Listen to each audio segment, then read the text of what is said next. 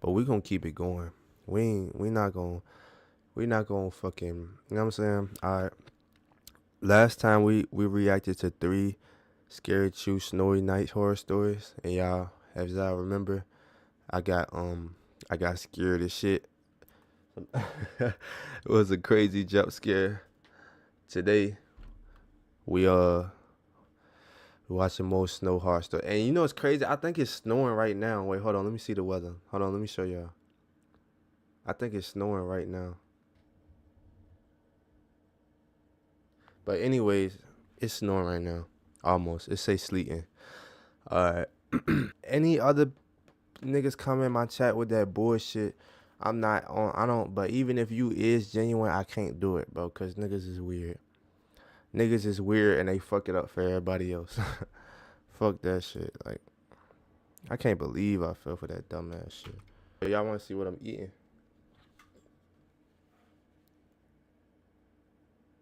Made myself a sandwich. 3 chilling, true, scary, prison horror stories. Let's get it.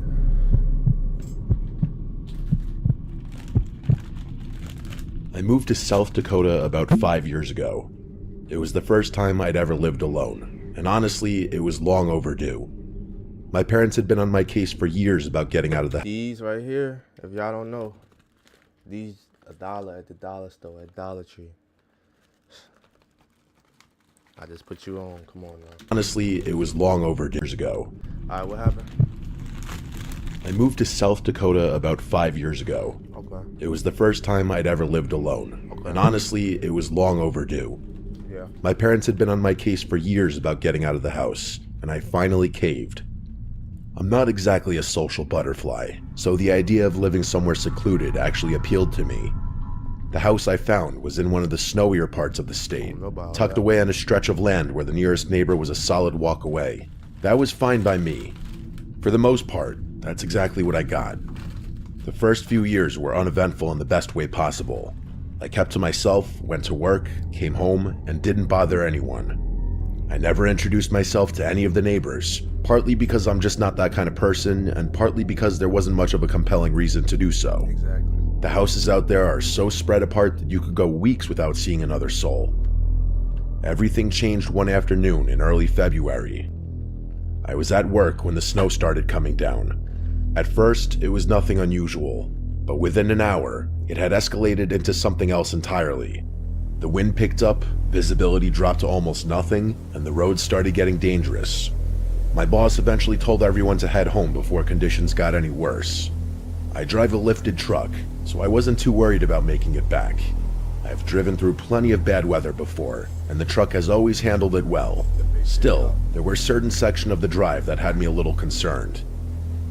By the time I finally pulled into my driveway, I was just relieved to be home. But when I Hold on, let me double check right quick, chat. Alright, make sure y'all can hear. Let me double check. I need a bigger desk, chat. Oh, what I'm doing? I need a bigger desk, bro. Alright, desktop audio, hold up. went to unlock my front door, I realized it was frozen solid. I stood there for a second. Still, there were certain sections of the drive that had me a little concerned. By the time I finally pulled into my driveway, I was just relieved to be home.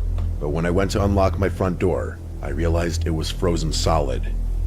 I stood there for a second, processing what was happening, then tried again, but it wouldn't budge. I didn't have a lighter on me or anything else that could generate enough heat to thaw the mechanism. I tried breathing on it, cupping my hands around it, even banging on it a few times out of frustration. None of it worked. I walked. Yo, bro, that's hot, nigga. That's cold as shit. The only thing that's coming out is fog. Is the frost. That nigga Frost must have been solid white when he blew his breath out. Ain't no way I would have thought that would have worked. Back to my truck and sat there, not sure what to do. The heater was blasting, and I told myself I'd just wait out the storm. Maybe it would die down in an hour or two, and I could figure something out. But as I sat there watching through the windshield, the snow only seemed to fall harder. After maybe 10 minutes, I realized I was making a mistake. The longer I waited, the worse things were going to get. My truck was already half buried, and even with the lift, I doubted I'd be able to get back out of the driveway. So now, driving wasn't even an option anymore. I didn't have anyone to call. I didn't know any of my neighbors, and my parents were hours away. You don't got no, nigga, you don't got a back door? Tried to drive the truck out of there, but like I suspected, it was stuck. My only real option was to walk to one of the neighboring houses and ask for help. I hated the idea of it, showing up at some stranger's door asking them to take me in, but I didn't have another choice. Staying in my truck all night wasn't going to work. The gas would eventually run out, and then I'd be sitting in a freezing metal box in the middle of a blizzard. The closest house was still pretty far away, probably a quarter mile or so. By the time I reached it, I was shivering uncontrollably.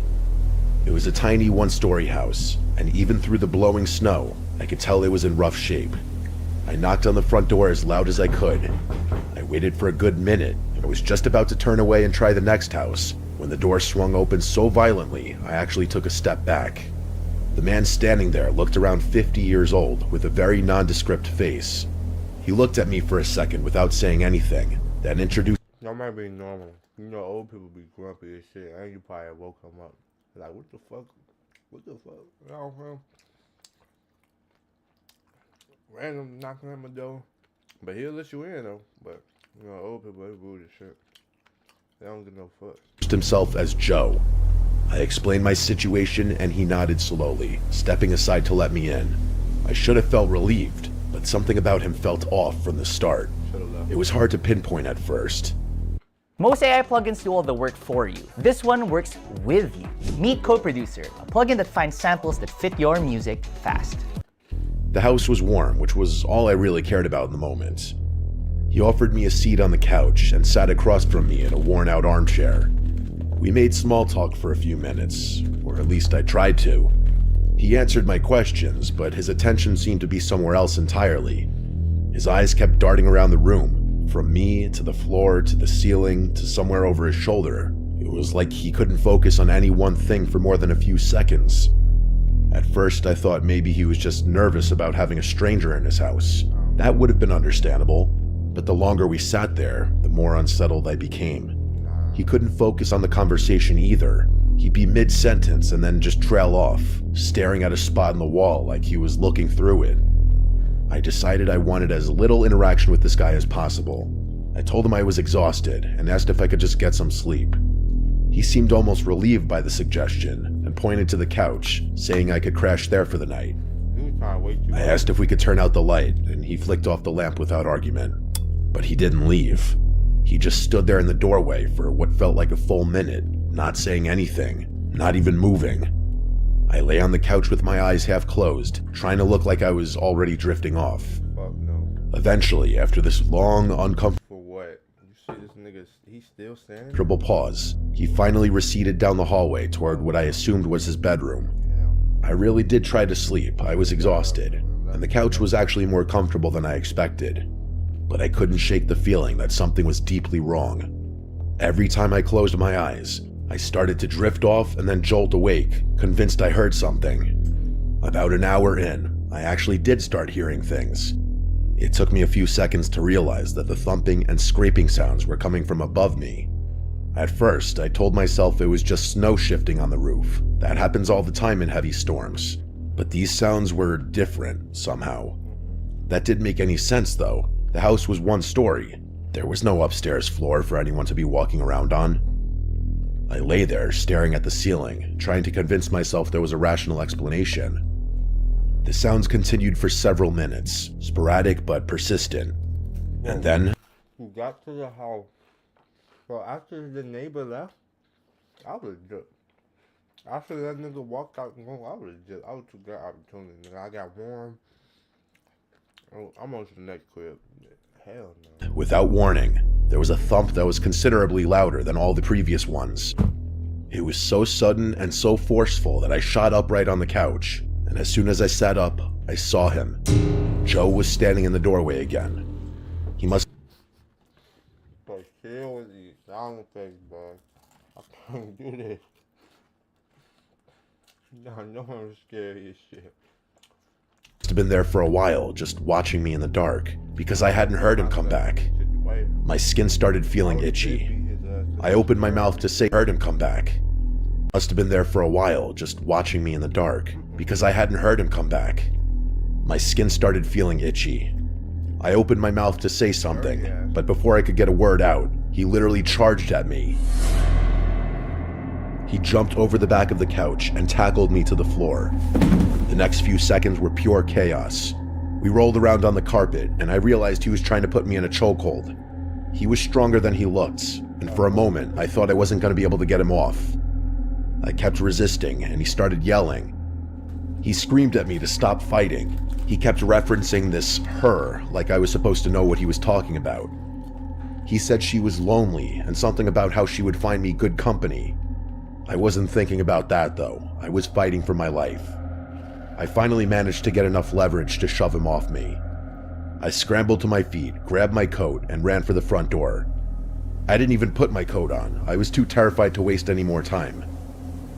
Behind me, I heard that crazy fuck scream something. I'm pretty sure he said, "She's not gonna be happy," or some insane shit along those lines. I ran and didn't stop until I reached the next house. The family who answered the door were normal people, a husband and wife from the looks of it. They took one look at me and pulled me inside without asking questions. I slept on their couch that night. The next morning, I woke up to the wife, who introduced herself as Kathy. She was making everyone coffee. The three of us sat at the kitchen. Every time I hear a sound effect, y'all notice I look back like this. That shit, that little, bro, he put the worst noises in this video, bro. These videos got the worst noises. Literally scared the shit out of me. Kitchen table, and I told them what happened. As soon as I described the house, the husband, whose name was Brandon, interrupted me. He asked if it was Joe. I said yes, and he just nodded, like he wasn't surprised at all. He told me that Joe had been a problem in the area for years, but then he told me something that gave my skin that itchy feeling again. About a decade earlier, Joe's wife had disappeared. There was never any official investigation. Nothing was ever proven, but most people in the area suspected he killed her. The body was never found. I immediately connected the dots, but kept my mouth shut for whatever reason. I still have no idea why I didn't speak up. I did end up reporting my experience to the police, but I don't think they ever did anything to deal with it. The scariest part is that I still live in the same house 3 years later. Nothing has happened since that night in the blizzard, but I'd be lying if I said I don't get a weird feeling every time I drive past Joe's house. The one silver lining to all of this is that I got close with the family who took me in that night, but I always get a weird feeling every time I go over there, because it reminds me of Joe and whatever god-awful thing he's done to his wife.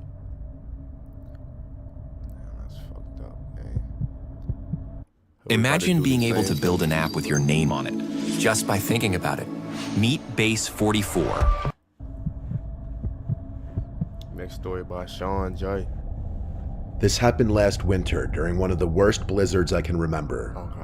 I'm 27 and live alone in a small rental house in upstate New York. I work remotely in finance, which sounds fancier than it is. Mostly, I just sit at my desk and stare at spreadsheets all day. The point is, I rarely have a reason to leave the house during the week. Some weeks, I don't leave at all. Anyway, the local news has been hyping up this blizzard for days. You know how they get. Every storm is potentially historic or life-threatening, until it dumps 3 inches and everyone moves on. But this one actually looks serious. The weather alerts were telling people to stay off the roads unless absolutely necessary, stock up on essentials, all that. So I went grocery shopping that morning, grabbing enough food to last me through the weekend. What's your favorite cereals? These cornflakes. Wait, these are the cornflakes. Wait, is this a old? This is old. This do not look like this no more. This is an old ass picture, right? But Cocoa Pebbles, Fruity Pebbles. The boxes don't look like these no more. Hell yeah, cause look how this grocery store looks. And then I settled in for what I assumed would be a boring few days of working from home. The snow started in the mid-afternoon, and by around 8 p.m., I could barely see past my front porch. I spend most of the evening on my couch, half watching TV and half listening to the wind howl outside. It's a specific kind of sound, wind during a blizzard, not like a summer storm where it comes and goes. This was constant, like the house was inside a tunnel. Type shit. At around 10:30, I heard a new sound. It was kind of like a loud thud, followed by this dragging sound. Sort of like something heavy being pulled across wood. Grab the I Glock. figured a tree branch had come down. There are a few old oaks near my driveway, and with all that snow and wind, it wouldn't be surprising if one of them dropped a I'm limb. scary. About I'm 15 minutes. scary, so when I hear a sound, I automatically assume the worst. Nigga, I could intruder. Grab the Glock. You know what I'm saying? Like, nigga, better safe than sorry. Minutes later, though, I ain't heard a gonna car tell horn. No story like this. It wasn't a normal honk. It was weak and intermittent, almost like someone had tapped the horn on accident. I went to my front window and looked out. There was a vehicle stopped near the end of my driveway. I could see its headlights cutting through the snow, but that was about it. I stood there for a few minutes, waiting to see if anyone could get out, but I couldn't make out any Shot movement. in the air. With the storm the way it was, I couldn't even tell what kind of car it was. Who the fuck coming in your house My first thought, in a storm? Who the fuck coming in your house in a storm? Nigga, go outside. Bah, bah, bah, bah. That ain't nobody good. And then go back in your shit and lock all the doors. was that someone had slid off the road. It happens out there, especially in weather like that. No, fuck that. It sounds callous, but I wasn't about to trudge out into a blizzard to check on a stranger, No, don't not when say I could barely see 10 feet in front of me. I went back to the couch and tried to focus on something else. At around 11, I heard knocking at my front door. I didn't open the door. It's the nigga in the corner. Instead, I walked over and called out, asking who was there. A man's voice answered. He said his car was stuck and he needed to come inside to warm up and use a phone. His voice sounded strained, like he was out of breath. Part of me felt guilty. If this guy really had been walking through that storm, he probably was freezing. Y'all But seen what just happened to me from trying to help niggas. Y'all literally just seen what just happened to me. So, you feel me? I can't help nobody no more. Nah, fuck that. I gotta protect myself. Another part of me still wasn't fully ready to just open my door to a stranger in the middle of the night. Instead of opening the door fully, I cracked it, Hey, making sure to keep the security chain locked. fuck that shit. The man on my porch was covered in snow, like to a laughable extent. It was caked on his jacket, his shoulders, his hair. He was shorter than me, and he was visibly shivering. He said his phone had died and that he'd been walking for some time, trying to find a house with lights on.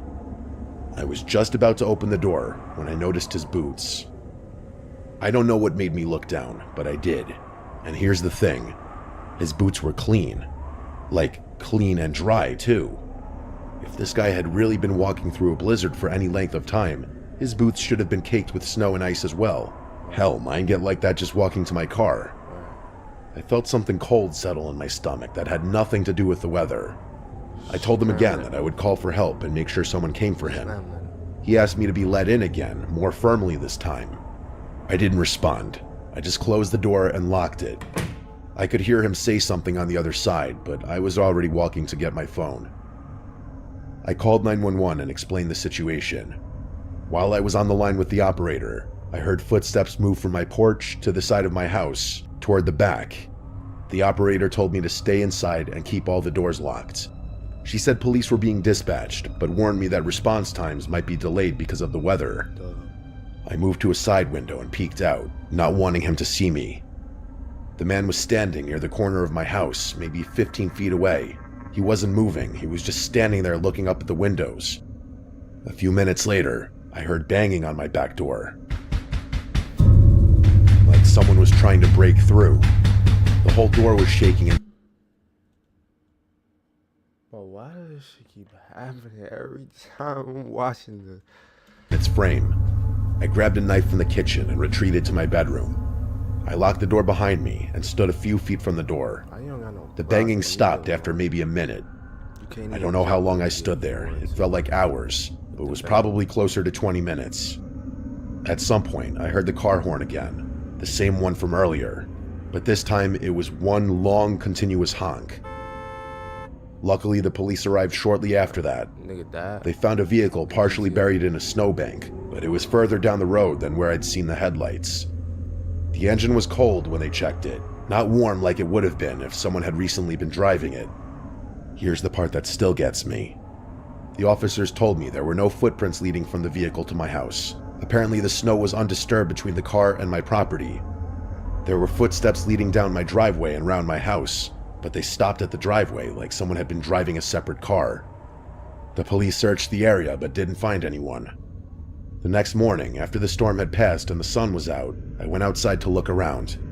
To my horror, there were muddy handprints on the exterior of my bedroom window, which definitely hadn't been there when the police searched the property. It was like the person had come back after they had left, or had been hiding and never left in the first place. That's what it was. A few days later, I found out that another house about half a mile away had been broken into during the storm. The homeowner wasn't there at the time, so no one was hurt. But the strange part was that nothing was reported stolen. So what was they? Whoever broke in didn't take anything. Why anyone would break into a house during a blizzard and not even steal anything is beyond me. It's almost like whoever did wasn't trying to rob the place, but do something else. I know the whole incident doesn't sound that scary, but I can't help but feel like whoever was trying to get into my house, probably the same person that broke into the other house, was there to do something sinister. Eve to me is basically freedom. It's a giant open universe where you can do. They was still trying to. They obviously knew that you was calling the police. They ain't get no fucks. Look at the police came. They came back. Glad I didn't still open trying my to get door. your ass. I'm glad your windows was locked. He was trying to open your shit. Alright, this story about Q. See what you talking about. This happened several years ago bad as the now. other one. I have told maybe 3 people about it. My wife, my brother, and one close friend who I knew wouldn't think I was losing my mind. I'm telling it here because I still don't have an explanation, and at this point, I've accepted that I probably never will. Okay. I'm 34, and I live in British Columbia. For most of my 20s, I was a professional skier, alpine racing mostly. I competed nationally for about 6 years before my body started telling me it was time to stop. Nothing dramatic like a career-ending injury or anything, just the accumulation of wear and tear that happens when you've been throwing yourself down mountains since you were a kid. I stepped away from competition when I was 26, which felt like the right call at the time and still does. But retiring from competitive skiing doesn't mean you stop skiing. If anything, it freed me up to do the kind of skiing I actually loved, backcountry stuff, away from the resorts and crowds. I say all this not to brag, but to establish that I knew what I was doing out there. I was avalanche trained, certified in wilderness first aid, and familiar with every protocol you're supposed to follow when you're skiing alone in remote terrain. Okay. I'd done dozens of solo trips in the backcountry without incident. The plan that day was simple. I was going to hit a remote range a few hours north of where I lived. A spot I'd skied before, actually. The weather forecast was calling for light snowfall, maybe a few inches, but nothing that would prevent a day trip. I checked the avalanche conditions the night before, and again that morning. Everything looked manageable. I got to the mountain just after sunrise, strapped on my gear, and started skidding uphill. The snowfall started picking up while I was climbing, which wasn't unusual, but the wind had changed too. It was coming from a different direction than the forecast had predicted, and it was stronger than it should have been. Visibility was also dropping much faster than I was comfortable with. The smart move would have been to just turn around immediately, but I was already at the top of a line I'd been looking forward to all week. I told myself just one run and then I'd call it early. I've replayed that decision 1,000 times since then, and before you say it, yes, I know it was stupid. I know experienced people die all the time in the backcountry because they make exactly the kind of call I made that day. I knew it then too, but I did it anyway. The descent started fine. The pitch was manageable, and I was skiing conservatively. These type of stories is not that. It's kind of not that scary because it's like these people kind of put themselves in this situation. So it's just like it's not something like damn that the nigga couldn't control. Like you know what I'm saying? Even though that's watch the video. Shut up. Just to be extra safe. About 2/3 of the way down the mountain, though, the worst possible thing happened. If you've never been caught in an avalanche, it's hard to describe how fast it happens. 1 second you're in control, the next you're just not. It's not the same thing as wiping out or even catching an edge. The snow moves, and you have no choice but to move with it. Right. I got lucky. The avalanche wasn't big, probably a class 2, which was enough to knock me off my skis, but not enough to bury me. I tumbled maybe 30 or 40 yards before I slammed into something solid. Slammed as in instant deceleration. I don't even know what it was, rocks probably, or maybe a tree buried under the snowpack, but all I remember in that moment was the feeling in my left leg. I remember just lying there, trying to convince myself everything was alright, but it wasn't. My skis had released, that was good, that's what they were supposed to do, but one of them had tumbled further downhill, and I had no idea where it ended up. Fuck that ski. I tried to stand and immediately collapsed. The pain in my leg was unimaginable. I can't even begin to describe it. I managed to get myself into a sitting position and took stock of the situation. The snow was still seemingly getting worse too, which meant I was likely in the opening moments of a blizzard. But the worst part was obviously my leg. I couldn't put much weight on it, which meant I couldn't ski out even if I found my other ski. My options were limited. I had 3 choices. 2 of them were suicide, and the third wasn't much better. I could stay where I was and hope someone came looking for me, but only one person knew where I was that day, and he wouldn't have assumed something was wrong for at least a few hours. I could try to dig and wait out the storm, but I didn't have the support me, but only one much better. I could stay where I was and hope someone came looking for me, but only one person knew where I was that day, and he wouldn't have assumed something was wrong for at least a few hours. I could try to dig and wait out the storm, but I didn't have the supplies for an overnight and the temperature was dropping. Or I could start moving, painfully and slowly, to try and cover as much ground as possible before conditions got even worse. That sounds better. I chose to move. It's not like I had much of a choice. I secured what was left of my gear and started limping downhill, using the one pole that was miraculously still in my hand as a makeshift crutch. Every step sent pain shooting through my leg, but I had to keep moving. Gotcha. As for the snow, my prediction turned out to be correct. It only got worse, and at that point it was falling so heavily that I could barely see. I was ignoring the pain in my leg, focusing on moving as fast as I could, and wondering whether I was going to die out there, when I heard something behind me. At first, I thought the adrenaline was finally getting to my head and overwhelming my brain. That was genuinely my first thought, that I was becoming delirious in my final moments before passing out. But I turned around anyway, and what I saw confirmed that I was hallucinating. There was another skier moving downhill toward me. I can't describe it, but seeing him emerging from the snow filled me with an emotion that has no word. I was skeptical as to whether what I was seeing was even real, simultaneously relieved and terrified that there was another person out there, and something else. It was fear, but for what, I didn't know. He reached me within a few minutes. He was alone and backcountry equipped like me. How did you He pulled off his get out of this, bro? If this motherfucker on some weird shit. How did you get out of this game? helmet to readjust his goggles and asked if I was hurt, and I told him what happened. Without wasting a second, he moved up to my side and let me put my arm around his shoulder. We started moving together. Like I said before, I felt something that I couldn't explain. There was something beyond the adrenaline, pain, relief, and confusion. It didn't feel like a normal interaction. It felt like he hadn't stumbled upon me by accident, as crazy as that sounds. We talked about the basic stuff, most of which I don't remember, but there was one thing he said that stayed with me for whatever reason. He told me he hadn't used his legs in a long time, and it was nice to get back on solid ground. What? I didn't really know what he meant by that. I assumed he was talking in some ski jargon I didn't know. I laughed and we kept going. At one point, I had to stop. I remember this exact moment like it was yesterday. I leaned against a tree and closed my eyes for literally 4 seconds, and when I opened them, What you mean? at one point I had to stop. I remember this exact moment like it was yesterday. You had to stop. I leaned against a tree and closed my eyes for literally 4 seconds, and when I opened them, Rain-X water repellency wiper blades apply the magic of Rain-X to your windshield. Dude, nigga was Picked a great name, but your voice doesn't quite match it? We have a fix. Voice Mod gives you over 150 lag. he was gone. Yeah. There was no one there, but unless he buried himself in the snow, there was really nowhere for anyone to go either. I yelled for him, what else was I gonna do? But no one called back. I started looking at the snow in the immediate area, thinking maybe he had gotten buried. Nothing. It gets worse though. There were no tracks in the snow other than my own. I started freaking out. He'd been right there, right next to me, supporting half my weight for what must have been like an hour, but there was nothing. I started feeling dizzy, like someone had just punched me in the gut, and the feeling I had been feeling earlier came back.